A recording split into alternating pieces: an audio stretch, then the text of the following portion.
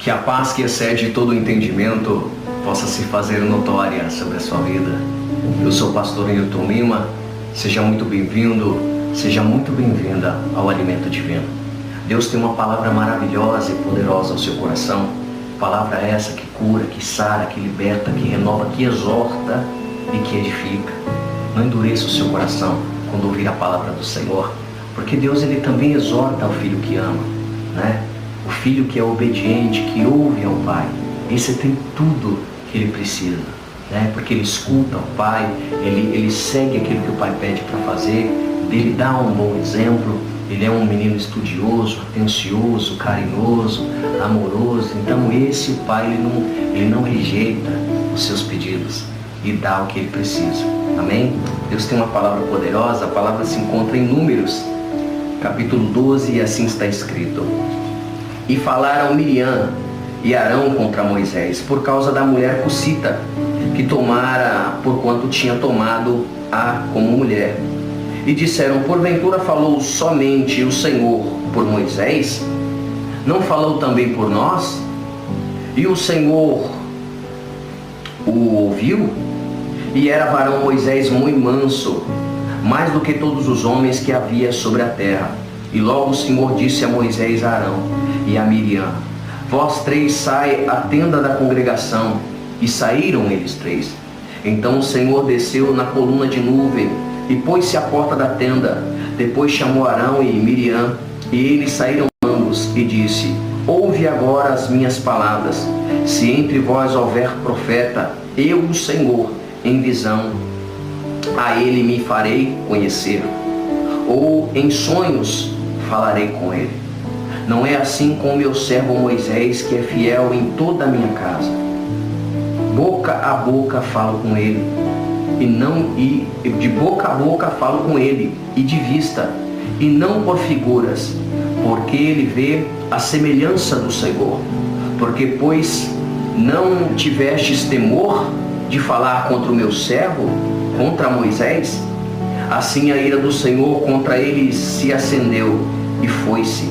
E a nuvem se desviou de sobre a tenda, e eis que Miriam era leprosa, como a neve. E olhou Arão para Miriam, e eis que era leprosa.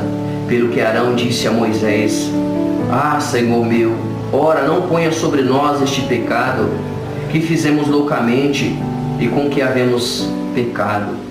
Ora, não seja ela como um horto, que saindo do ventre de sua mãe, tenha metade da sua carne já consumida.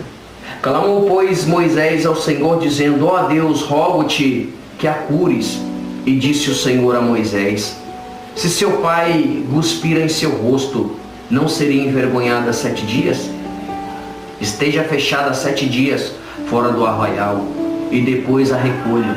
Assim Miriam esteve fechada fora do arraial 7 dias, e o povo não partiu, até que recolheram a Miriam.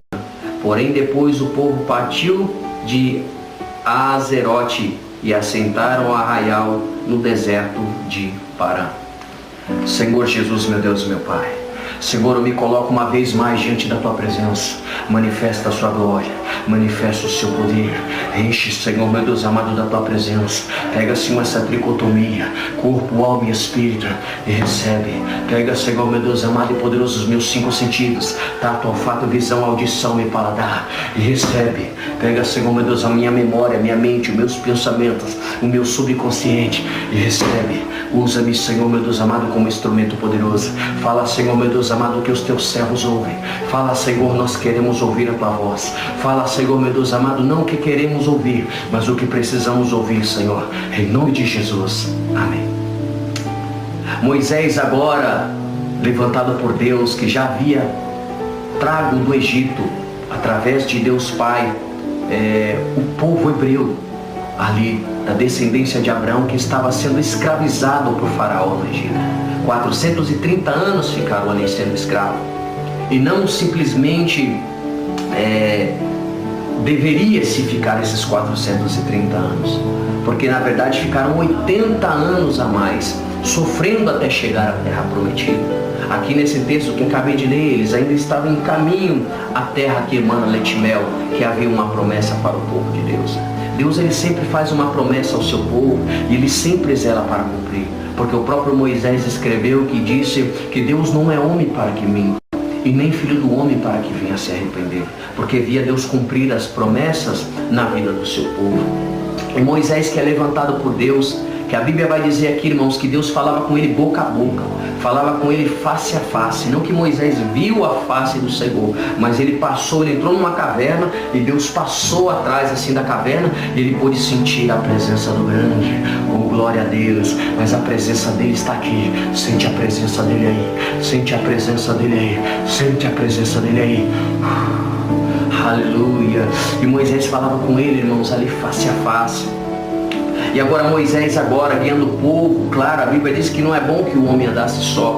E fez ali uma adjuntora para Adão, que foi Eva.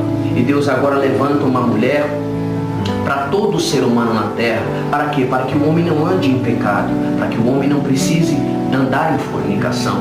E aquele que já tem sua esposa não precisa de outra mulher. É uma mulher só. E a mulher que já tem o seu esposo não precisa de um outro homem. É um homem só.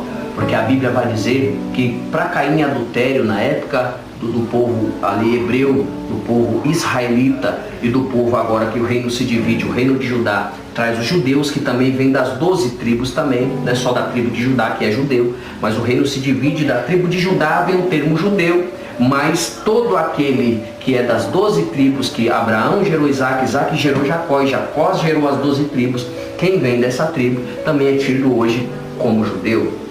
Então, é notável que há 3 tipos de judeu. Há o judeu Askenazi, né? Que assim Albert Einstein, ele era um judeu Askenazi nascido na Alemanha, né?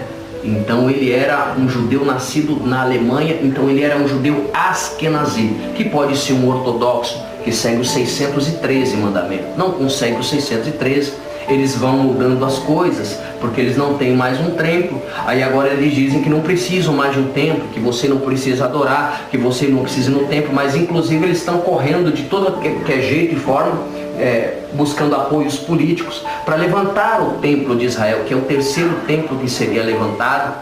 E sabemos, nós cristãos, que o anticristo vai sentar ali. É lícito que isso aconteça. Só a Menorá ele gastou não sei quantos milhões, centenas de milhões, para poder compor todos os utensílios da casa do Senhor, incluso a Menorá também. Então, se não precisa de um templo para expiação do pecado, do sacrifício do cordeiro, ou para quem era pobre 2 pombinhas, ou para quem rico um boi, então por que eles estão fazendo toda essa correria e toda essa luta política para levantar o templo de Israel? Sabemos que isso vai acontecer, mas é porque Jesus, o nosso Messias, o Salvador, quando ele morreu ali na cruz do Calvário, ele pagou o seu pecado, ele pagou o meu pecado, e ele ali salvou, aleluia, tudo aquele que nele crê, não vai perecer, mas vai ter a vida eterna, e não só o mesmo, mas também a sua casa. É uma promessa do Senhor, aleluia, de forma que houve um terremoto, a terra se rachou, aleluia, até os mortos que estavam mortos, eles ressuscitaram, aleluia, que eram os profetas do Senhor, e entraram em Israel e entraram profetizando.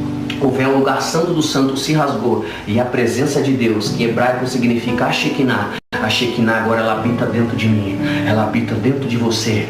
É essa presença poderosa que nos envolve e que dá poder para o servo do Senhor. Sente ela aí, aleluia.